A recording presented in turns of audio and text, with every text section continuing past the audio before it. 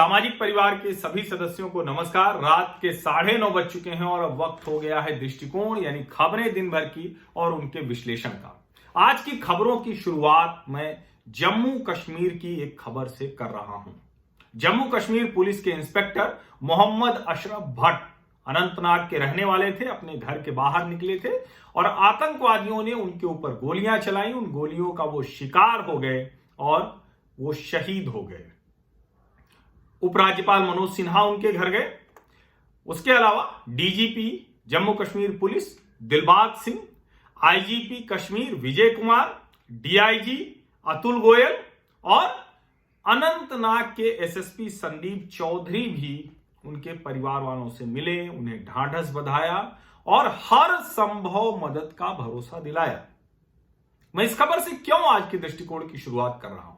मैं कई बार पहले भी कह चुका हूं कि इस देश में हिंदू मुसलमान का नैरेटिव बनाने वाले लोग दरअसल जो रेडिकल इस्लामिस्ट एजेंडा है उसी को बढ़ाने, क्या कहें कि उसी एजेंडे को सूट करने वाली बात करते हैं। निश्चित तौर पर जहां रेडिकल इस्लामिक टेररिज्म है, जहां इस नाम पर कुछ हुआ है, उसकी खूब आलोचना कीजिए और कड़ी आलोचना कीजिए, लेकिन देश के हर मुसलमान को संदेह के दायरे में बांधना यह ठीक नहीं है। और जम्मू कश्मीर पुलिस के बारे में मैं बताऊं कि मोहम्मद अशरफ भट्ट इंस्पेक्टर जम्मू कश्मीर पुलिस वो शहीद होने वाले पहले मुसलमान नहीं है। ढेर सारे ऐसे मुसलमान जो जम्मू कश्मीर पुलिस का हिस्सा हैं, वो आतंकवादियों से लड़ते हुए अपनी जान न्यौछावर करते हैं देश के लिए। और जो वहां स्पेशल पुलिस ऑफिसर्स हैं, एसपीओज, वो घाटी में मुस्लिम ही हैं, क्योंकि वहां उन इलाकों में और कोई काम नहीं कर सकता उस तरह से। उनके घर परिवार सबके जीवन पर खतरा रहता है, कितना उनके ऊपर दबाव रहता होगा। और इसीलिए मैं कहता हूं कि जब इस तरह की चर्चा में आप कोई भी उटपटांग बयान देते हैं तो ध्यान में रखिए कि ऐसे जो शहीद होते हैं देश पर, उनके परिवार वालों को कितना कष्ट होता होगा। अच्छा है कि पूरी सरकार, उपराज्यपाल और पूरी जम्मू कश्मीर पुलिस ऐसे बहादुर सिपाहियों के साथ खड़ी रहती है। जम्मू कश्मीर में आज जम्मू कश्मीर पुलिस ने, भारतीय सेनाओं ने 3 आतंकवादियों को मार गिराया और जो लगातार 184 हो चुके थे अब तक 200 के आसपास संख्या पहुंचने जा रही है। 187 के ऊपर तो पक्के तौर पर हो गई है। ये आतंकवादी ज्यादातर स्थानीय हैं, कुछ पाकिस्तानी भी होते हैं। अच्छी बात यह है कि अब सीमा पार करके आने वाले आतंकवादियों को बिल्कुल रोक लगाने में कामयाब रही हैं भारतीय सेनाएं, और अब स्थानीय आतंकवादी भी धीरे धीरे खत्म हो रहे हैं, उनका नेटवर्क टूट रहा है। और अब बात प्रधानमंत्री नरेंद्र मोदी के आज के संदेश की। शाम 6 बजे का संदेश, सबको तरह तरह के कयास लग रहे थे। हम लोगों को भी 2 तरह की उम्मीद थी कि एक चाइनीज वायरस पर बोलेंगे और दूसरा हो सकता है कि किसी आर्थिक पैकेज पर बोलें। लेकिन आर्थिक पैकेज वाली संभावना इसलिए कम थी क्योंकि 21 लाख करोड़ के आत्मनिर्भर भारत पैकेज का पहले ही ऐलान वो कर चुके हैं। उसके बाद जो छोटे छोटे ऐलान हैं वो वित्त मंत्री निर्मला सीतारमण लगातार कर रही हैं।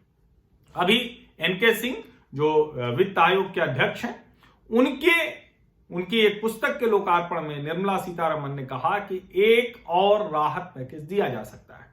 तो इसलिए ये कहा गया, कहीं ऐसा तो नहीं कि वही राहत पैकेज तैयार हुआ, ये कयास लगाया गया। लेकिन आज प्रधानमंत्री ने सिर्फ और सिर्फ चाइनीज वायरस पर बात की। बहुत स्पष्ट तौर पर उन्होंने बताया कि हम बेहतर स्थिति में हैं, लेकिन उन्होंने डराया, उन्होंने चेताया, उन्होंने सावधानी बरतने को कहा, जो बेहद जरूरी है और बहुत आवश्यक संदेश था। आज जो भारत सरकार के स्वास्थ्य मंत्रालय की तरफ से और आईसीएमआर की तरफ से जो प्रेस कॉन्फ्रेंस होती है नियमित तौर पर, उसमें जो बताया गया 310 मामले प्रति 10 लाख, 67 लाख लोग ठीक हो गए, जो दुनिया में सबसे ज्यादा है।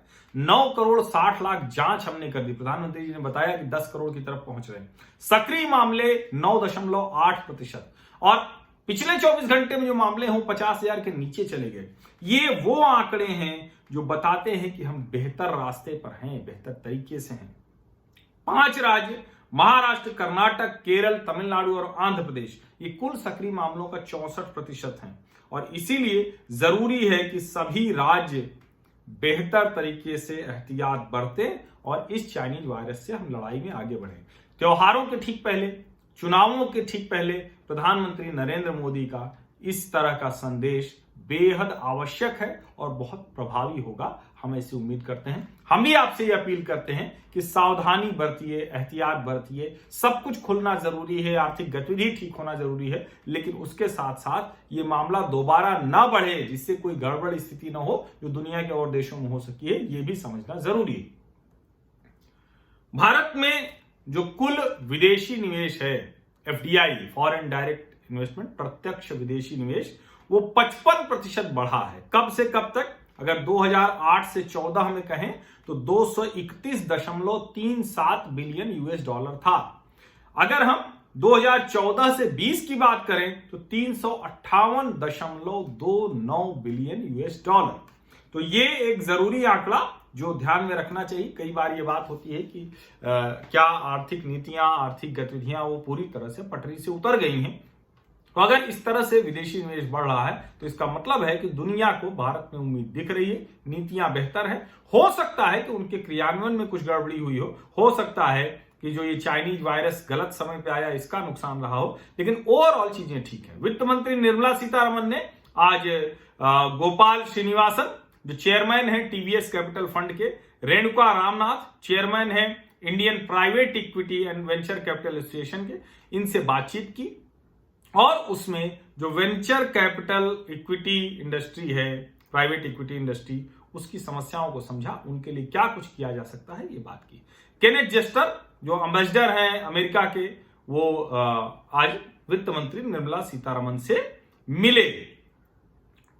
रक्षा मंत्री राजनाथ सिंह ने आज DRDO का जो कहें कि उनका प्रोक्योरमेंट मैनुअल 2020, वो उसको आज नया जो प्रोक्योरमेंट मैनुअल है उसको लोकार्पण किया, एक तरह से कहें कि शुरू किया, या कहें कि उसका जो नया संस्करण था उसको सबके सामने रखा। और इसका जो थीम है, इसकी जो बुनियाद है, वो आत्मनिर्भर भारत है। और अब बात पंजाब की बात, तो पंजाब में तो सिर्फ इस वक्त किसान आंदोलन है। आज कैप्टन अमरिंदर सिंह पूरे जोश में उन्होंने कहा कि मैंने ऑपरेशन ब्लू स्टार के समय रेजिग्नेशन दिया था, मैं बिल्कुल इस्तीफा दे सकता हूं, इस्तीफा मेरी पॉकेट में रहता है, किसानों के लिए जान दे देंगे टाइप उन्होंने किया। सभी लोग जितने हैं, शिरोमणि अकाली दल, आम आदमी पार्टी और कांग्रेस, एक साथ मिलकर राज्यपाल से मिलने गए। उनको बताया, इससे पहले विधानसभा में प्रस्ताव पारित किया गया और तीनों कृषि कानूनों को लागू करने से मना कर दिया गया और कहा गया कि ये संविधान विरुद्ध है। अब ये लोग मिल के आए हैं, अब देखना ये होगा कि जो वहां के गवर्नर हैं VP सिंह, वो क्या करते हैं।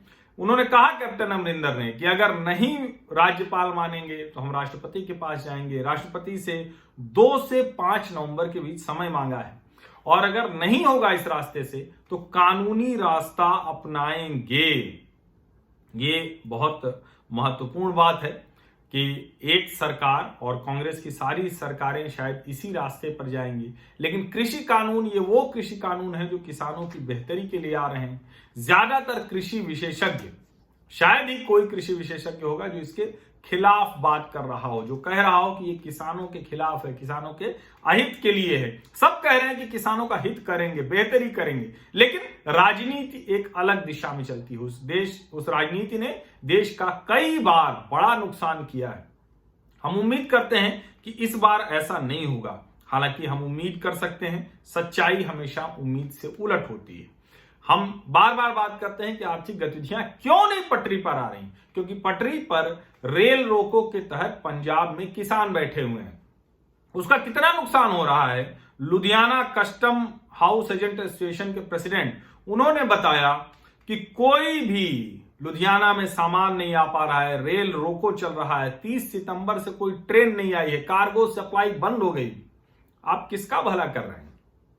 अगर इस तरह से आप रेल रोको कर रहे हैं, इस तरह से आप रास्ते जाम कर दे रहे हैं, इस तरह से आप तोड़ फोड़ कर रहे हैं, तो क्या किसानों का भला होगा? किसानों की उपज एक जगह से दूसरी जगह जा पाएगी? क्या किसानों को उनकी उपज की सही कीमत मिल पाएगी? इन सारे सवालों का जवाब भी जरूर राजनीतिक दलों को खोजना चाहिए। दिल्ली में न्यायालय ने चीन के लिए जासूसी का आरोप जिस पत्रकार राजीव शर्मा पर लगा था, उसकी जमानत याचिका खारिज कर दी और कहा कि बहुत पुख्ता मजबूत हैं, जो आरोप लगे हैं उनकी बुनियाद बेहद मजबूत है। दिल्ली में आज पहला हाइड्रोजन ब्लेंडेड सीएनजी प्लांट शुरू हुआ। धर्मेंद्र प्रधान जो पेट्रोलियम और नेचुरल गैस मिनिस्टर हैं और उसके साथ कैलाश गहलोत जो दिल्ली सरकार के मंत्री हैं, दिल्ली और केंद्र सरकार के सहयोग से है। ये स्वच्छ जो ईंधन है, क्लीनर फ्यूल, उसके लिए लगा है। महाराष्ट्र में आखिरकार इस बात पर सहमति बन गई और 21 अक्टूबर यानी कल से महिलाओं के लिए 11 बजे से 3 बजे तक और 7 बजे से वो ट्रेन चलेगी, जो सबअर्बन ट्रेनें हैं वो चलेंगी। पीयूष गोयल ने कहा कि हम तो हमेशा से तैयार थे, लेकिन इंतजार कर रहे थे जो महाराष्ट्र सरकार की चिट्ठी की। महाराष्ट्र में एनफोर्समेंट डायरेक्टरेट ने बड़ी जब्ती की है। इकबाल मिर्ची, गैंगस्टर इकबाल मिर्ची, 22 करोड़ 42 लाख रुपए की संपत्ति है, 3.5 एकड़ जमीन है पंचगनी में, होटल है, कई प्रॉपर्टीज हैं, 2 बंगले हैं, ये सब जब्त किया गया है। लेकिन महाराष्ट्र के जो राज्यपाल हैं भगत सिंह कोश्यारी, उनका कहें कि कुछ ग्रहदशा उनकी ठीक कम चल रही है। वो लगातार जिस तरह से सरकार के साथ भिड़ते हुए दिखे, उसे अच्छे भावना में नहीं लिया जा रहा है। मैंने उस दिन भी कहा था और उसके बाद गृह मंत्री अमित शाह ने अपने इंटरव्यू में साक्षात्कार में कहा कि इस भाषा का प्रयोग संवैधानिक पद पर बैठे व्यक्ति को नहीं करना चाहिए। अब शरद पवार जो बहुत मंजे हुए नेता हैं, उन्होंने कहा कि ये अच्छी बात है। पहले कहा था कि अच्छी बात है कि गृह मंत्री ने ये कहा, उन्होंने बहुत बढ़िया बयान दिया। आज उन्होंने कहा कि इसके बाद भी कैसे कोश्यारी जी राज्यपाल के पद पर बने हुए हैं। कोई भी स्वसम्मान, आत्मसम्मान वाला व्यक्ति होता तो अब तक कुर्सी छोड़ देता।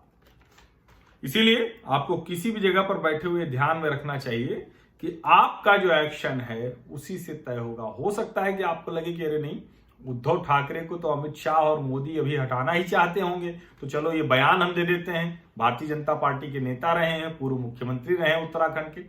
लेकिन ऐसा नहीं होता है, आपको संवैधानिक दायरे के भीतर रहना होता है, उसका पालन करना पड़ता है। मध्य प्रदेश से एक खबर है और अच्छी खबर है। जैसे महाराष्ट्र से एक खबर थी ना कि अमित शाह ने कहा कि नहीं, उनको पालन करना चाहिए था, थोड़ा सा उस जगह जहां बैठे हैं शब्दों के चयन में सोचना चाहिए था।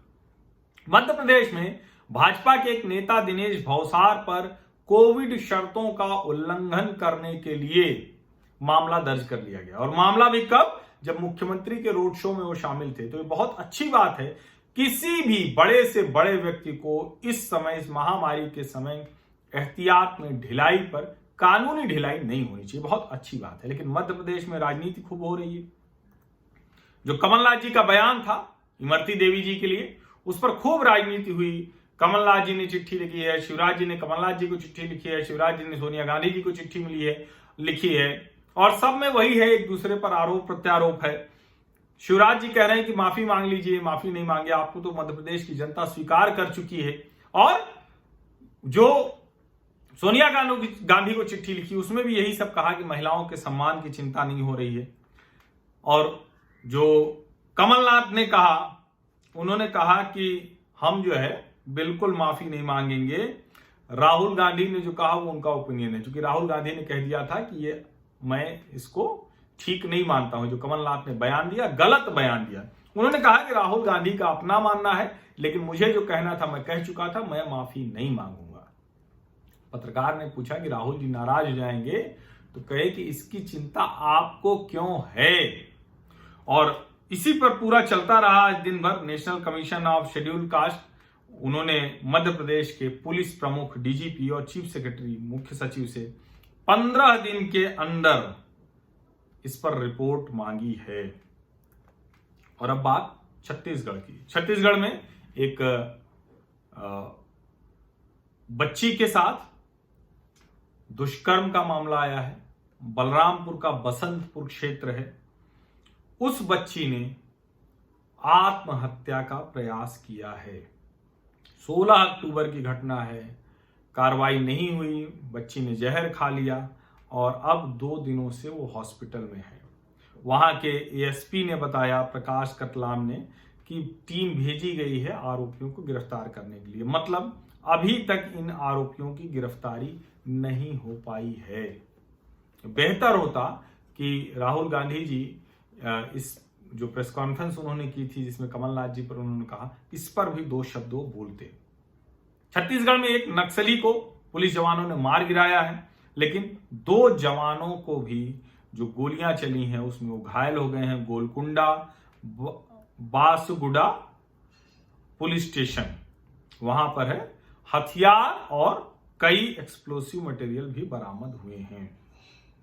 आज श्राद्ध था बिहार में रामविलास पासवान जी का, और रामविलास पासवान जी के बेटे चिराग पासवान सबको निमंत्रण गया था। जो लोक जनशक्ति पार्टी के सांसद हैं प्रिंस राज, वो खुद गए थे लालू जी के बंगले पर निमंत्रण देने, लालू जी के बंगले पर निमंत्रण देकर आए थे।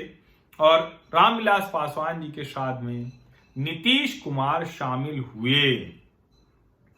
हालांकि अब जो चिराग पासवान कह रहे हैं, वो कह रहे हैं कि हम जेडीयू से ज्यादा सीट पर लड़ रहे हैं और उनसे ज्यादा सीट जीतेंगे, और आज से मैं सभी रिचुअल्स परंपराओं से मुक्त हुआ।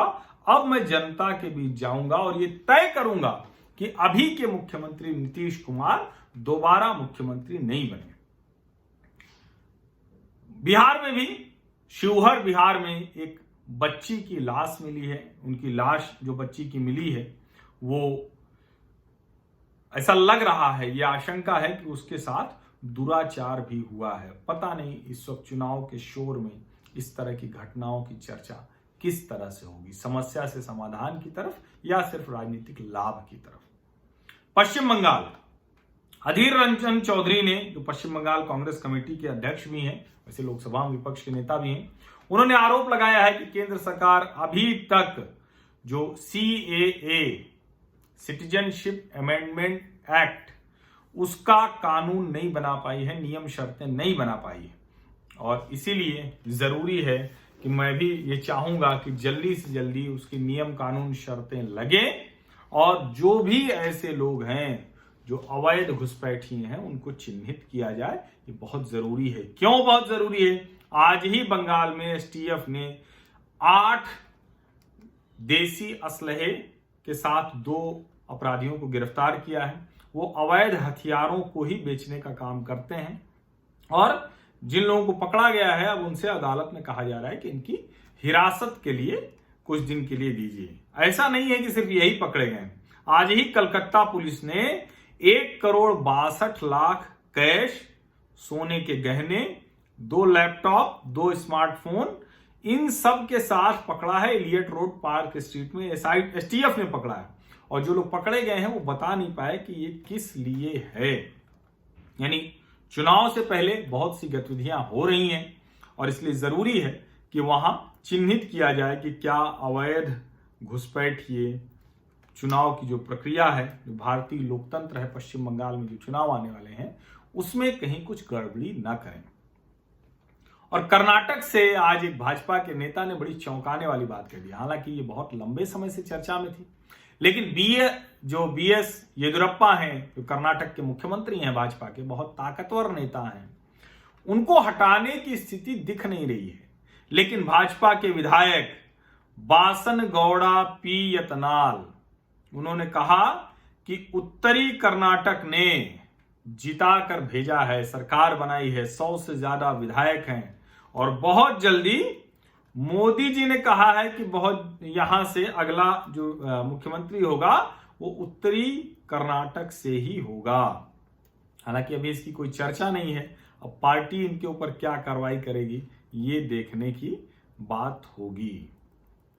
और अब बात केरल की। केरल में उच्च न्यायालय ने निर्देशित किया है स्टेट पुलिस चीफ को, यानी DGP को, कि एक नया अधिकारी लगाइए, कम से कम IG स्तर का, और वो IG श्रीजीत नहीं होंगे। किस लिए? To monitor the investigation in पलाथाई चाइल्ड अब्यूज केस, यानी बच्चों के साथ जो दुर्व्यवहार के मामले हुए, दुराचार के मामले हुए। इसका मतलब यह हुआ कि जो अभी, और कहा है कि जितने अभी तक के रिकॉन्स्टिट्यूट कीजिए SIT, जो अभी की SIT है वो ठीक काम नहीं कर रही। इसका मतलब कि उसमें गड़बड़ी हो रही है, राजनीतिक दबाव होगा, इसलिए नए लोगों को, नए अधिकारियों को शामिल कीजिए। बच्चों के साथ दुराचार के मामले में इस तरह की लापरवाही, हीला हवाली केरल सरकार की, ये बेहद खराब, जो कहें कि इस तरह के उदाहरण आते हैं, उसमें अगर इन मामलों में भी ठीक से जांच नहीं हो रही है तो ये बेहद शर्मनाक है। केरल के पलक्कड़ में 5 लोगों की जान चली गई जहरीली शराब पीने से। 3 महिलाओं सहित 9 लोग अभी भी भर्ती हैं।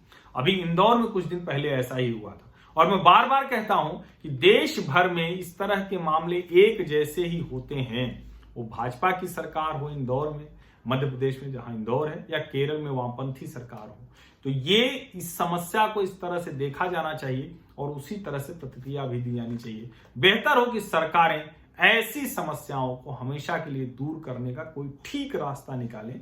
ये जो अवैध जहरीली शराब होती है, कम कीमत वाली, जो गरीब लोग होते हैं वो पीते हैं और उसमें उन्हीं की जान जाती है। मणिपुर में भी उपचुनाव हो रहे हैं और जो वहां के चीफ मिनिस्टर हैं, मुख्यमंत्री एन बीरेन सिंह, उन्होंने कहा है कि हम सभी 5 की 5 सीटें जीतेंगे। असम मिजोरम के बीच जो सीमा विवाद है, उस पर जो दोनों राज्यों के ऑफिशियल्स हैं, अधिकारी हैं, वो लोग बैठे। जो डीजीपी स्पेशल बॉर्डर है मुकेश अग्रवाल, उन्होंने बातचीत कराई और दोनों के बीच में सहमति से जो गड़बड़ियां हैं, जो विवाद के मुद्दे हैं, उसको सहूलियत के साथ सुलझाने पर बात बनी है। चूंकि इस पर जो दोनों राज्यों के मुख्यमंत्री हैं उनसे बात हुई, गृह मंत्री ने बात की, प्रधानमंत्री ने बात की। सर्बानंद सोनोवाल जो असम के मुख्यमंत्री हैं, उन्होंने बताया कि प्रधानमंत्री ने भरोसा दिलाया था कि इसमें जो भी विवाद होगा उसको कम किया जाएगा, खत्म किया जाएगा और ये मामला सुलझाया जाएगा। बहुत जरूरी हो कि इसी तरह से राज्यों के बीच सीमा विवाद हो, जल विवाद हो, दूसरे कर विवाद हो, या अभी कृषि कानून बन रहे हैं तो एक राज्य से दूसरे राज्य में किसान जाएं, फसल बेचें, फसल खरीदें, उस सब पर इस तरह का कोई एक मैकेनिज्म, कोई एक तरीका तैयार करना चाहिए। यूनाइटेड अरब अमीरात, उसके एम्बेसडर जो भारत में हैं, डॉक्टर अहमद अब्दुल रहमान, उन्होंने हमारे CDS chief of defence staff general Bipin Rawat से फोन पर बात की और दोनों ने डिफेंस कॉपरेशन, डिफेंस प्रोडक्शन, रक्षा क्षेत्र में उत्पादन के लिए कैसे सहयोग कर सकते हैं, उसकी बातचीत की। और इस सब के बाद अब मैं खत्म करने जा रहा हूं आज के दृष्टिकोण की चर्चा। लेकिन पाकिस्तान में इमरान खान की सरकार पर दबाव बढ़ता जा रहा है। लोकतांत्रिक तरीके से वहां की जो पार्टियां हैं वो सड़कों पर हैं, उनके खिलाफ आंदोलन कर रही हैं और एफएटीएफ की कार्रवाई और ज्यादा कड़ी होती दिख रही है। चाहे वो मसूद अजहर हो, हाफिज सईद हो, यानी एलएटी, हिजबुल, हक्कानी नेटवर्क, किसी पर भी कोई पुख्ता कार्रवाई इमरान खान की सरकार नहीं कर सकी है। उम्मीद करते हैं कि अंतर्राष्ट्रीय जो मंच हैं, जो संगठन है, वो इसको ध्यान में देंगे और पाकिस्तान पर इस बात के लिए दबाव बनाएंगे कि वो हर हाल में आतंकवादी हरकतों को अपनी जमीन से होने से रोके। इसकी वजह से पूरे भारतीय उपमहाद्वीप में अशांति है और इस वक्त सबसे बड़ी वजह अशांति की पाकिस्तान बना हुआ है। पाकिस्तान चीन के साथ मिलकर यह सोचता है कि उसके और सारे जो कुकर्म हैं, जो गलत काम है, वो सब छिप जाएंगे, लेकिन ऐसा होने वाला नहीं है। चीन और पाकिस्तान, इन दोनों के खिलाफ दुनिया का जो जनमत है वो तैयार हो रहा है और बेहतर हो कि ये दोनों देश लोकतंत्र के रास्ते पे जाएं। दुर्भाग्य से एक इस्लामिक नेशन बना लेकिन डेमोक्रेसी पूरी तरह से खत्म हो गई। एक चाइनीज कम्युनिस्ट पार्टी का बंधक बना, डेमोक्रेसी पूरी तरह से खत्म हो गई। अगर लोकतंत्र ही नहीं होगा तो आप यकीन मानिए कि दूसरी सारी समस्याएं अपने आप बड़ी होती जाएंगी और उसका निदान खोजना बहुत मुश्किल होगा। आज के दृष्टिकोण में बस इतना ही। बहुत बहुत धन्यवाद आप सभी लोगों का। बिहार चुनाव की विधानसभावार समीक्षा लगातार मैं कर रहा हूं। जो जरूरी मुद्दे हैं उनकी भी बातचीत मैं करता रहता हूं।